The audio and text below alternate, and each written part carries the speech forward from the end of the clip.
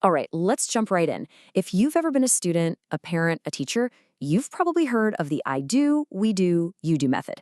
It's a total classic in the classroom, right? But what if I told you that this simple little pattern for learning is actually something way, way deeper? Maybe even a blueprint for how we're meant to grow as people.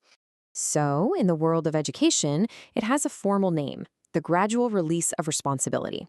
And the idea is pretty straightforward.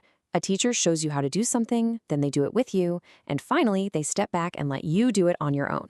It's a super effective way to build both skill and confidence.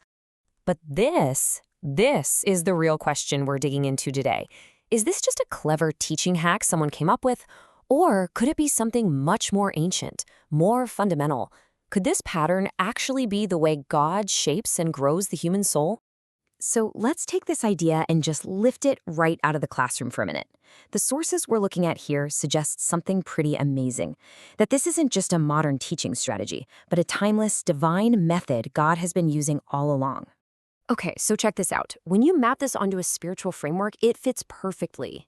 The I do stage, that's when God reveals what's true. Then comes the we do stage, where God forms us by getting us involved. And finally, you get to the you do stage, and that's where God entrusts us. Let's really break down that first one, God reveals. The I do stage is so critical because it starts with a picture, not a rule book. I mean, think about it. At the very beginning, a learner can't handle a bunch of complicated instructions. They just need to see it done right. So instead of just telling us what to do, God shows us. He demonstrates what truth and faith actually look like in the real world. And, if you want to see the ultimate example of this method in action, well, you don't have to look very far. The way Jesus trained his disciples is just a masterclass in this whole pattern. He didn't just hand them a syllabus on the kingdom of God, he lived it out, day in and day out, right in front of their eyes. I mean, take the Sermon on the Mount. Jesus is talking about this incredibly radical way of living, loving your enemies, trusting God for everything. But these weren't just theories. The disciples saw him embody these truths every single day. He was the lesson plan, walking and talking. Or think about all the times he healed people.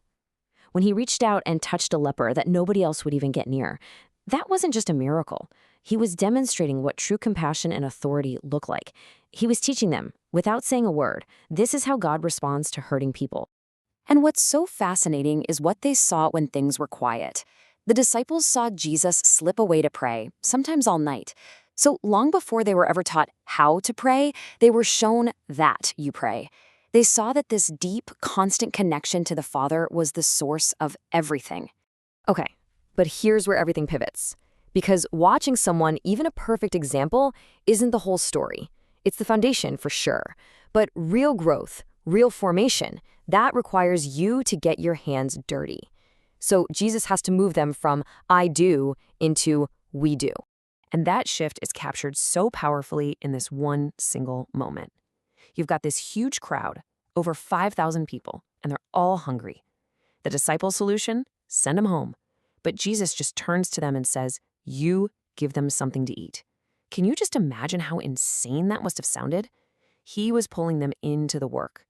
And what happens next is the absolute essence of the we do stage. Jesus blesses the bread and fish, but then he gives it to the disciples, and they're the ones who hand it out to the crowd. They became participants in a miracle they could not control. They were learning, right then and there, that you obey first, even before you fully understand. And this experience just perfectly captures that we do stage. It's usually the hardest part of any real growth. You're not on the sidelines anymore, but you also know you're not fully capable yet. You're trying your best to live out the truth you've seen. And let's be honest, it can feel really uncomfortable. And what's key here is that failure, it's actually part of the process. It's expected.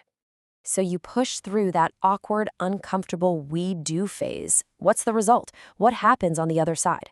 Well, the change is just massive. You see this shift from someone who just follows along to someone who can actually lead and carry the mission forward themselves. I mean, just look at the difference here. On the left, you've got these supposedly expert fishermen totally panicking in a storm while Jesus is napping. Now look to the right. That's Peter, years later, confidently healing a man. It is so clear the process worked. These are not the same guys. Let's really spell it out. They went from being terrified fishermen in a boat to fearless leaders who could stand up to persecution. They went from being these dependent followers, kind of just trying to keep up, to men who were entrusted with a mission that would change the entire world. That is the you do stage. Now, the you do stage doesn't mean you're suddenly independent from God. No, not at all. It's more like an internalized dependence. It's a sign of maturity. The truths you once just observed from the outside have now become a part of you. Obedience starts to feel instinctive. God's not just with you, He's working through you. So, why does any of this ancient history matter to you and me today? Well, because this pattern is still happening. This is how God continues to shape people. And that brings this whole conversation right into our own lives. As we go through some of the signs of being in this messy middle stage, I just want you to ask yourself, does any of this ring a bell? You might be in the we do stage right now if you often feel kind of weak or unsure of yourself. If you are genuinely trying to live out what you believe, but it feels like you keep stumbling. If you feel a really deep sense of your own limits and how much you need God. Or maybe you just feel constantly stretched way outside your comfort zone. If any of that sounds like you, listen, this is probably the most important thing to take away from our time together. That feeling, that is not the feeling of failure. That is the feeling of being in the middle of formation. It's what training feels like. It's what growth feels like. Because you see, this whole process shows us something incredible about the end goal. It's not just about reaching a destination or checking a box. The whole point is the person you become along the way.